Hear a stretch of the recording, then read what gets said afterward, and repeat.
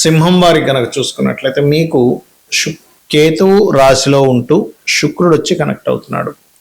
ఎప్పుడైతే కేతువు రాశిలో ఉన్నాడో శుక్రుడు వచ్చి ఎప్పుడైతే కనెక్ట్ అవుతున్నాడో ఇక్కడ ఇచ్చేటువంటి రిజల్ట్ ఏమిటి అని చెప్పి చూసుకున్నట్లయితే 12వ స్థానంలో శుక్ర బుధ గురువు యొక్క సంచారం జరుగుతుంది.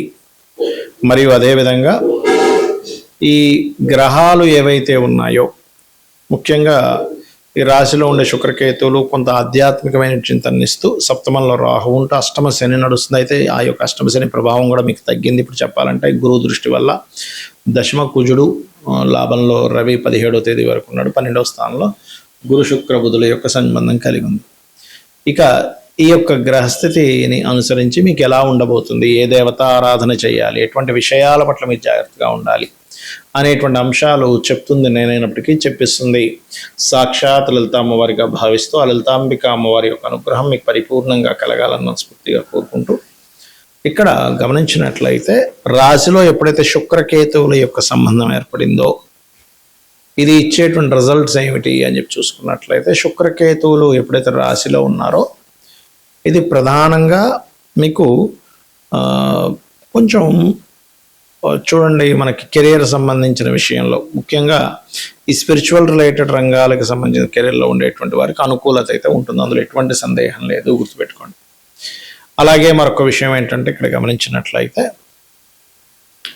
ఇక్కడ ఈ కుజుడు ఎప్పుడైతే చతుర్థ భావాధిపతి దశమ స్థానంలో ఉన్నాడో పోలీస్ డిపార్ట్మెంట్ లేకపోతే కొన్ని మిషనరీస్ తయారు చేసేటువంటి వాళ్ళు ఉంటారు. ఇటువంటి వాళ్ళకి ఉద్యోగంలో ఉద్యోగ అవకాశాలు రావడం అనేది చూపిస్తుంది. కాకపోతే ఇక్కడ కొంచెం గృహ నిర్మాణము వాహనం మీద వెళ్ళేటప్పుడు కూడా శుక్రకేతువుల యొక్క కలయిక రాశిలో ఉన్నందుకు కొంచెం ఈ యొక్క విషయాల్లో చాలా జాగ్రత్తగా ఉండాలి.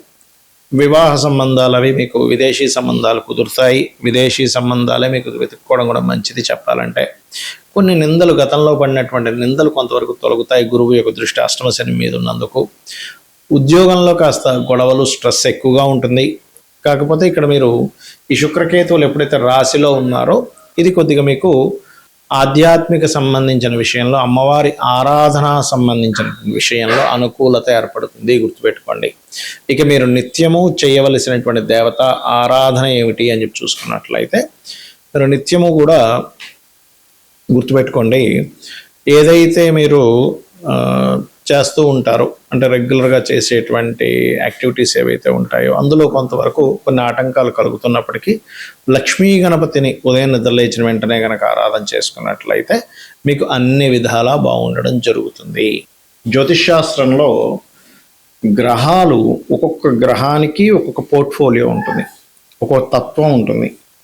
మీ లగ్నం నుంచి గ్రహాలు 9 గ్రహాలు 12 రాసుల్లో ఒక్కొక్క భావాధిపతి ఎక్కడున్నాడు దానికి సంబంధించిన అనాలిసిస్ అనేది ఉంటుంది. అంటే మీరు ఉదాహరణకి ఎంతో కష్టపడుతున్నామండి, అసలు డబ్బులు రావట్లేదు, ఏంటో అర్థం కావట్లేదు అని సతమతం అవుతుంటారు. మీరు ఉండవలసినటువంటి మీ జాతక చక్రంలో ఏదైతే వేటి మూలంగా ధనయోగం ఉందో ఆ యొక్క ధనయోగ సంబంధించిన ప్రయత్నం చేయకుండా మీరు ఇంకో ఎన్ని మార్గాల్లో ప్రయత్నం చేసినా ఉండదు. ఎందుకంటే ఉదాహరణకి తూర్పుకు వెళ్తే పలానా దేశం వస్తుంది, లేదా పలానా ప్లేస్లోకి వెళ్తాము. తూర్పు వదిలిపెట్టేసి తూర్పు అనే వైపే వెళ్లకుండా మీరు పడమర వైపు ప్రయాణం చేస్తున్నారు. ఎలా వస్తుంది ఆ ప్రదేశం, ఎలా అయితే చేరుకోలేరో అదేవిధంగా జన్మజాతకంలో మీకు ధనాన్ని ఇచ్చే గ్రహం ఏదో పట్టుకోగలగాలి.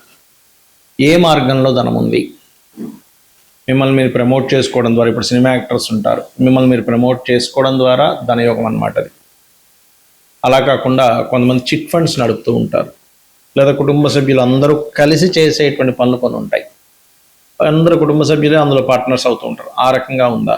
లేకపోతే ఫుడ్ రిలేటెడ్ అంటే చంద్రుడు ఇస్తున్నాడు మీకు ధనయోగాన్ని, అప్పుడు ఫుడ్, చంద్రుడు శుక్రుడు కలిసి వస్తున్నారు, అప్పుడు ట్రాన్స్పోర్టేషన్ అంటే ఒక క్యాబ్ నడుపుతున్నామా, లేకపోతే 4 కార్లు కొనుక్కొని ట్రావెలింగ్ పెట్టామా, లేకపోతే ఒక బస్సు పెట్టామా. ఆ బస్సులో కూడా కొంతమంది ఏంటి, మేము పర్టికులర్గా ఈ పుణ్యక్షేత్రాలకు అది బస్సు పెడుతుంటామండి అంటారు. అలాంటి వారికి శుక్రుడు గురువు కేతు కనెక్టివిటీస్ కూడా ఉంటాయి. అంటే ఇక్కడ ఏంటి, ఒక్కొక్క గ్రహానికి ఒక్కొక్క కారకత్వం ఉంది, ఆ కారకత్వం బట్టి మీకు ధనాన్ని ఇస్తుంది. ఆ యోగం ఉంది మీకు.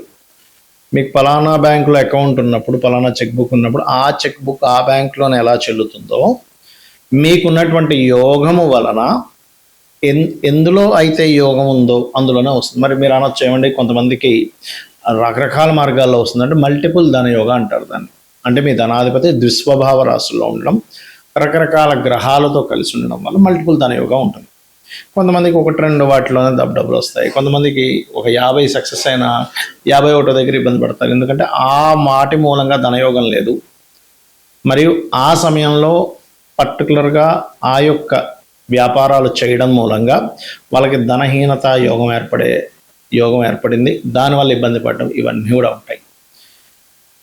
ఇక ఇక్కడ గమనించుకున్నట్లయితే ఈ గ్రహాల యొక్క స్థితిగతులు ఏవైతే ఉన్నాయో, ఈ గ్రహ స్థితిగతులు పర్టికులర్గా గమనించుకున్నట్లయితే ఇక్కడ మీరు ఏదైతే ఉంటారో అంటే మీ కాంబినేషన్స్ అంటే చూడండి, ఒక్కోసారి మనకి పలానా పని చేయాలి, పలానా సంబంధంగా ఇలా అవుతుంది అన్నప్పుడు మీరు అర్థం చేసుకోవాల్సింది ఏంటంటే, గ్రహాలు ఇక్కడ 3 రకాలుగా విడిపోతాయి గ్రహాలు. ఇప్పుడు కూడా ఎలా అంటే, మీకు ఈ యొక్క ఆలోచన వచ్చింది, పలానా బిజినెస్లోకి వెళ్ళాలి, లేకపోతే పలానా ప్రాజెక్ట్ చేయాలి ఏదైనా, ఆ ఆలోచన మీకు నష్టపరచడానికి వచ్చిందా, లాభం కలగడానికి వచ్చిందా అనేది చాలా స్పష్టంగా జ్యోతిష్ శాస్త్రంలో ఆ గ్రహం చెప్తుంది చాలా స్పష్టంగా. అంటే చిన్న ఎగ్జాంపుల్ చెప్తా చూడండి. ఒక వ్యక్తి ట్రాన్స్పోర్టేషన్ పెడదాం అనుకున్నాడు. శుక్రుడు అంతర్దశ, శుక్రుడు మహాదశ.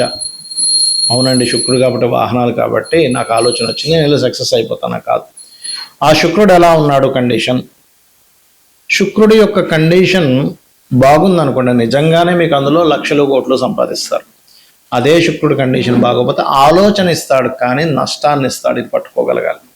ఎలా అంటే, మనకు ఒక ఫ్రెండ్ ఎవరో పరిచయం అయ్యారు. పరిచయం అయినప్పుడు అబ్బా పలానా వ్యక్తి పరిచయం అయ్యాడండి, ఆయన చాలా పెద్ద బిజినెస్ మ్యాన్, అది ఇది అనుకుంటున్నాం. ఆయన దానిలో షేర్ కూడా కలవమంటున్నాడు. కానీ ఆయన ఆలోచన ఏంటి, మిమ్మల్ని షేర్ కలుపుకొని మిమ్మల్ని ముంచాలని ఆయన ఆలోచన. అతని ఇంటెన్షన్ అది అయినప్పుడు మీరు వెళ్ళడం వల్ల ఏంటి, నష్టం వస్తుందా లాభం వస్తుందా? నష్టమే కలుగుతుంది. ఎందుకంటే తీసేసుకొని తర్వాత అది నష్టం వచ్చిందని మిమ్మల్ని ఇబ్బంది పెడతాడు. అలా మీకు నడిచేటువంటి మహాదశలు, అంతర్దశలు, గోచారం అంటే ఎంతసేపు వెళ్ళాల్సిన ఒకటే కాదు, ప్రతి గ్రహము అంటే నవగ్రహాల్లో ప్రతి గ్రహము యొక్క కదలిక ఈ గోచారాన్ని రూల్ చేస్తూ ఉంటుంది. అంటే ఇప్పుడు మనం చెప్పుకుంటున్నాం, మేషం నుంచి ఈ గ్రహాలు ఇక్కడ ఉన్నాయి, వృషభం నుంచి ఈ గ్రహాలు ఇక్కడ ఉన్నాయి. ఆ గ్రహం యొక్క ఎనర్జీ ఎలా ఉంది, ఆ ఎనర్జీ వల్ల మీకు ఎటువంటి ఫలితాలు వస్తున్నాయి అనేటువంటిది గోచారం రూల్ చేస్తూ ఉంటుంది. గోచారం మీకు చూపిస్తూ ఉంటుంది. అందుకే మనం ఈ గోచార ఫలితాలు చెప్పుకుంటాం. అంటే కాలము ఇలా ఉంది, ఇలా కాలం ఉంది కాబట్టి నువ్వు ఇలా ముందుకు వెళ్తూ ఉండు, కాలంలో ఇలా ఉన్నాయి పరిస్థితులు, నీకు ధనపరంగా ఇలా ఉన్నాయి, కుటుంబ పరంగా ఇలా ఉంది, గృహపరంగా ఇలా ఉంది, ఉద్యోగపరంగా ఇలా ఉంది అనేటువంటి చెప్పేదే గోచార ఫలితాలు. అయితే మీ పర్సనల్ చార్ట్లో ఉండేటువంటి స్ట్రెంగ్త్ చాలా ముఖ్యం గోచారం కంటే కూడా. అది గనక చాలా బాగుంటే గనక గోచారంలో జరిగేటువంటి కొంత ఇబ్బందికరమైనటువంటి ఫలితాలు ఏవైతే ఉంటాయో అవి చాలా మటుకు తగ్గిపోతాయి. అలా కాకుండా అక్కడ మీకు జన్మజాతకంలోనే బలం లేదు, గోచారంలోనే కొన్ని పాపగ్రహాలు వచ్చి కాంబినేషన్స్ వచ్చేసాయి. అందుకే చూడండి, అసలు ఎప్పుడు మేము పడలేదండి ఇంత ఇబ్బంది అంటూ ఉంటాం. ఎందుకు? కారణం ఏంటంటే మీ పర్సనల్ చార్ట్లో మహాదశ, అంతర్దశ అనుకూలంగా లేదు, దానికి తోడు గోచారం అలా వచ్చింది. ఇవన్నీ ఒక ఎత్తు అయితే మీరు సరైనటువంటి గృహంలో కూడా లేరు. మీరు ఉండవలసిన గృహంలో ఉండకుండా, అంటే మీకు సరిపోయే డైరెక్షన్లో ఉండకుండా దోషమున్న ఇంట్లో ఉంటే మళ్ళీ అక్కడ కూడా సేమ్ ఇవే నవగ్రహాలు అష్టదిక్కుల్లో ఉంటాయి కాబట్టి అది మళ్ళీ ఇంకొక దోషం ఎక్కువ అవుతూ ఉంటుంది. కాబట్టి ఇది చాలా క్లియర్గా మీరు ఇల్లు చెక్ చేసుకొని, మీరు ఇవన్నీ నాకు తెలియవండి, నాకు డేట్ ఆఫ్ బర్త్ లేదు, నాకు వాస్తు తెలియదు, నాకు అంత చూపించుకునే స్తోమత కూడా లేదంటే చాలా సింపుల్ టెక్నిక్. లలితా సహస్రనామాలు నిత్యము పారాయణం చేయండి, ఏమీ అక్కర్లేదు. అమ్మవారి మిమ్మల్ని చూసుకుంటుంది, ఒక కన్న తల్లిలాగా. శ్రీమాత్రే నమః.